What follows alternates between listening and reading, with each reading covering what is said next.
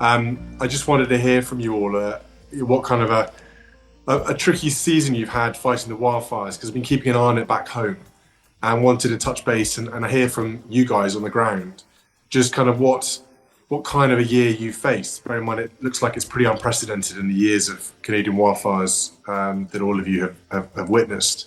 We broke all records this year from coast to coast to coast in Canada. The hectares burned was over 18 million. We had to bring in international assistance from 12 countries and 6 continents. And it was just unprecedented in the length of it. And these people here today, represent the front line of these fires. Again, they're selected from coast to coast to coast, from huge and smaller provinces and territories in our Canadian park system. But they were in this all summer long. I've been fighting fires for 35 years, and it's the first time I see a season that's dry. We see the temperature changing a lot. Like the north of Quebec, where always fuel is, I've seen a big difference in the temperature. And like this summer, we've seen records like 40 degrees. I've never seen that before. With a lot of wind, dry, and no rain. 3 weeks, no rain at all. It was nothing that I've seen in my entire career. I've been in fire for 7 years now, and it was a lot. It was just really big fires, unmanageable fires. It was hard this year because it hit so close to home. My town that I live in, Fort Smith, was evacuated. So having the whole town leave and having that duty to serve and staying in the town, it was hard. Listening to everyone's frantically pulling together to kind of button down the hatches there, and just not being able to come back was really tough. Received a lot of thanks from everyone when they returned to town. I bet they're thankful to all of you protecting their communities and their livelihoods. I mean, it's crucial what you guys have done. It was crazy for us here.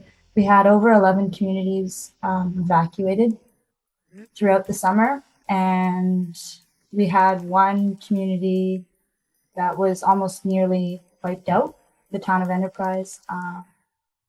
We also had our first building, a first house in a community burnt in the history of our fire season. We had 6 fatalities in BC this year, which is also like that doesn't happen. The first one that happened was a girl named Devin, and she passed away in my fire center, and that was on July 13th. And that definitely took like a big hit to everybody across the province. So yeah, it's been a rough year, to say the least. Yeah, I'm really sorry, Kay, to hear that. Thanks.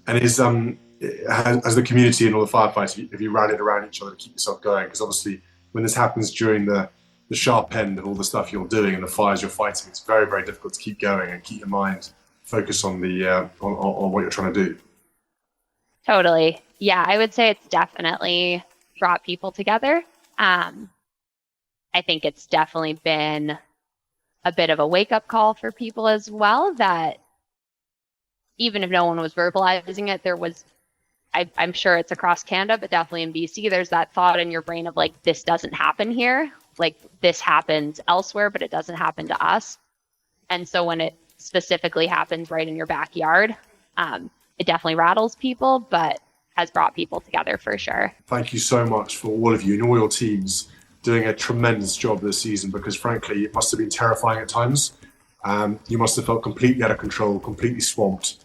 But, relying on each other, relying on the kit, the training you've done, you've clearly all pulled through and done a brilliant job. And I only hope this is a one-off, and you don't have any more seasons like this for quite some time. Lovely to chat to you all. Thank you so much. And look after yourselves, please.